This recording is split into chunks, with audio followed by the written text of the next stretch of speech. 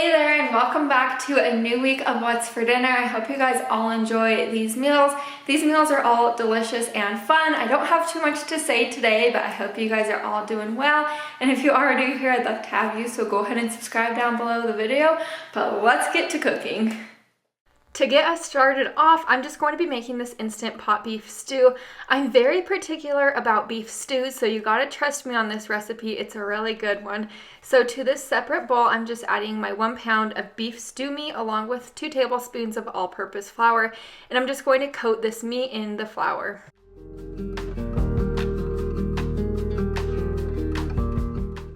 Moving over to my Instant Pot, I do have it on the saute function right now. I just added a tablespoon of butter along with a tablespoon of some olive oil, and I let that get nice and hot, and once it started to sizzle, I'm going to be adding our beef stew meat in, and we're just going to be browning our beef stew meat right now, so it's just going to take a couple minutes on each side. You want to make sure you don't burn your beef stew meat, but you also don't want to turn it too soon, so you do want it to be nice and brown when you go to turn it, just like this.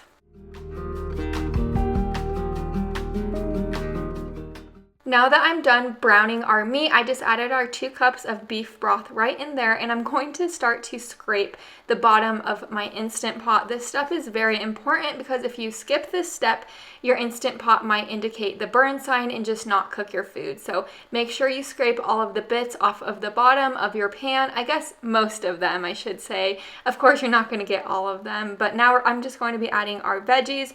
So I just added 2 russet potatoes that I chopped up into small pieces and peeled, along with 2 carrots that I chopped up into small pieces and 1 onion. You could add other veggies if you want, but I wanted to keep it pretty simple. So now I'm just adding my 1 tablespoon of some soy sauce in there along with our Worcestershire sauce. This is just about 2 tablespoons of Worcestershire sauce, and then you're going to be adding in 2 tablespoons of some tomato paste and 2 garlic cloves.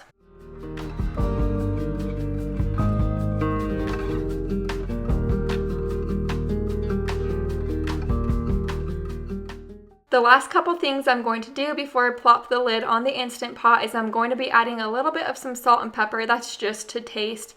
And then you're going to stir everything to combine. You just want that tomato paste to kind of be thoroughly incorporated with the rest of the ingredients.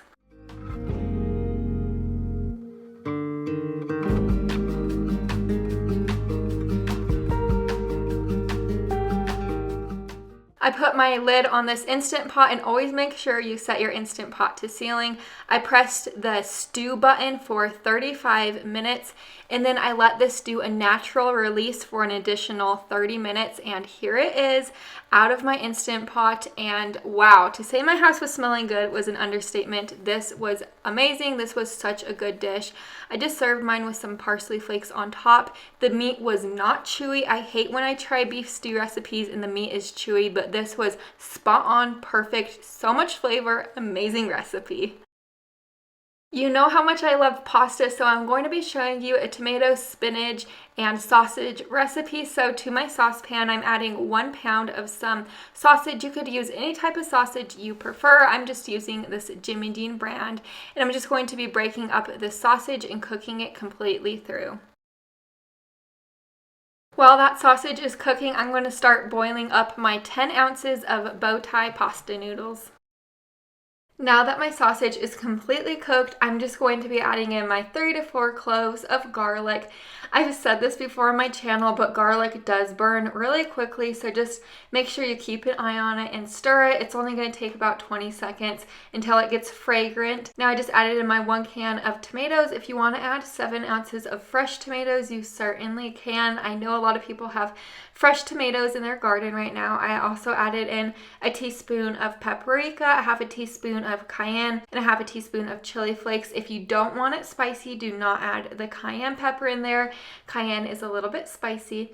Next, I just added in 1 cup of some frozen spinach along with a 1/2 teaspoon of basil and Italian seasoning.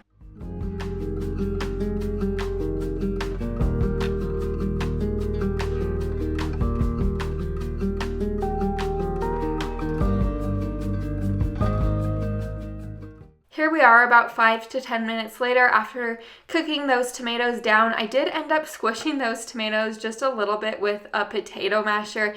I know that sounds funny, but I didn't want big chunks of tomato. I just felt like, you know, smaller pieces of tomato. Anyways, I just added in a half a cup of heavy whipping cream. That's definitely optional, but I did want this creamy. So I'm just going to stir this all together and let that heavy whipping cream warm through. And now our meal is ready. I just drained our pasta and now I'm just adding that sauce right to it and I'm going to give it a really good stir.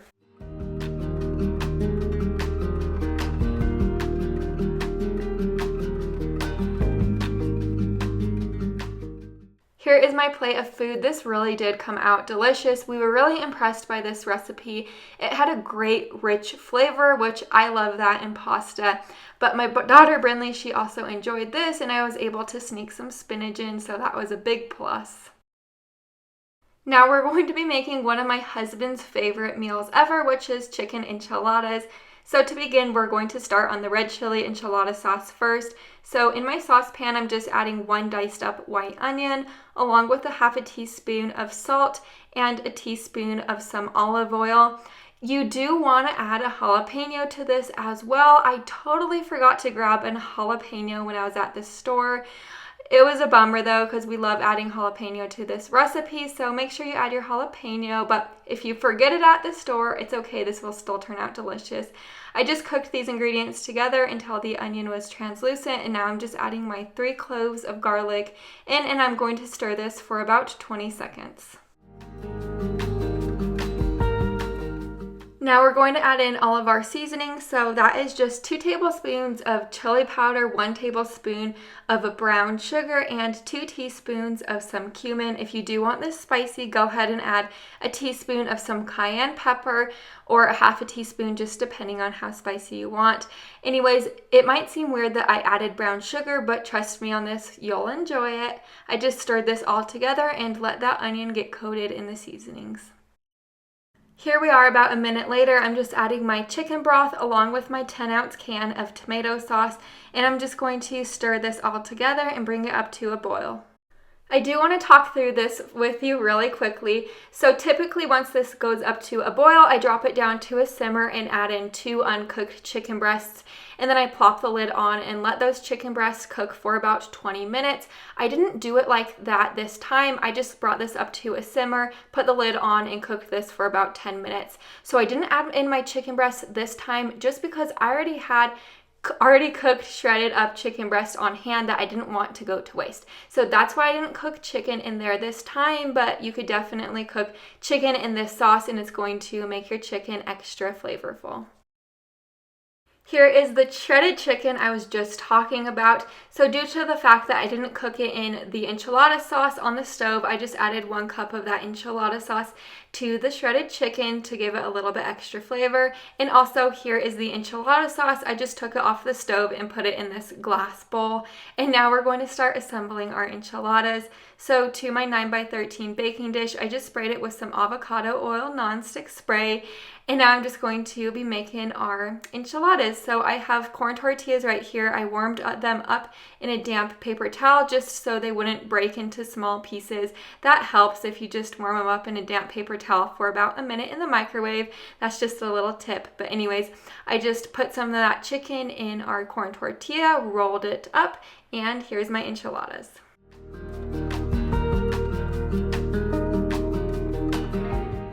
Now I'm just pouring our enchilada sauce all over our enchiladas and I'm going to spread it out. I do want to mention these enchiladas are great with ground beef inside. I've never tried them with ground turkey, but I assume ground turkey would also be great inside.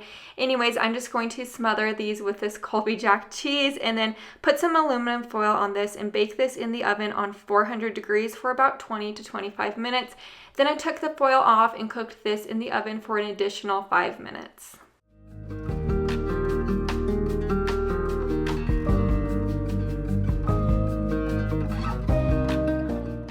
Here are my enchiladas. I just served this with some sour cream, pinto beans, and some cherry tomatoes with a little bit of some parsley on top just to make it look a little bit nicer. But this is a great enchilada recipe. It is not extremely spicy, but it does have some great flavor. Now we're going to be making some creamy bacon chicken, and this recipe is so amazing. I was super skeptical to make it at first. I don't even know why, but anyways, like I said, it's a great recipe. So let's begin. I have 4 strips of bacon that I cut into small pieces. I just added to my saucepan, and I let this bacon completely cook up. And once it was all cooked up, I just removed it to a separate bowl lined with some paper towels to drain the grease. I did keep the excess grease in my pan to cook the chicken with.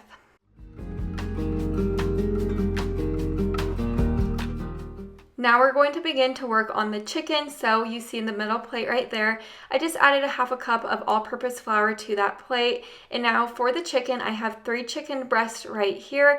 These are thinner chicken breasts that I have. If you do have thicker chicken breasts, you do want to cut them horizontally just so that they are a little bit thinner. They're going to cook better like that and taste better in the end. You just wait and see. But anyways, I just seasoned it with a little bit of some garlic powder and some pepper.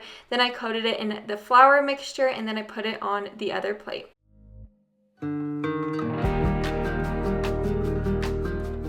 Back over to the pan that we just cooked the bacon in. You do want to make sure your pan is still warm. I accidentally turned my pan off, so that's why it's not sizzling right now. But anyways, so to that bacon grease, I just added our chicken breasts in there, and I'm going to cook them on both sides for about 3 to 5 minutes or until it reaches 165 degrees. Now that our chicken is completely cooked, I'm just going to remove it to a separate plate and cover that plate with some aluminum foil. And now over to that same pan, I just added our 1/2 cup of some chicken broth along with a tablespoon of butter, and I'm just going to scrape the bits off the bottom of the pan. There's going to be a lot of flavor in those bits. Anyways, once this reduced down to half, I added in 1 cup of some heavy whipping cream, and I'm just going to mix this together and whisk it up until that heavy whipping cream and this sauce starts to thicken. It took me about 5 to 7 minutes, but here is our sauce. It is thick now. This is the way you want it to be. You want it to be this thick. And now here we are assembling it. I just got some white rice and then put the chicken right on top of the rice, and now I'm pouring that delicious sauce all over it. That sauce is amazing. And then I put some of our bacon pieces right on top, and then just some parsley to make it look nice. But this recipe was amazing. My husband was talking about it for days after. It just had amazing flavor, and my husband said it is his type of meal. So whatever that means, let's just say he liked this dinner. And we can't forget about little Brinley, my daughter. She absolutely loved this meal. She especially loved the sweet peas that I steamed on the side, and she was just wanting to say hi. And that is a wrap of this What's for Dinner. I hope you guys all enjoyed it, and if you are new here, as always, I'd love to have you, so go ahead and subscribe down below the video. But I will see you all on Wednesday's video. Bye for now.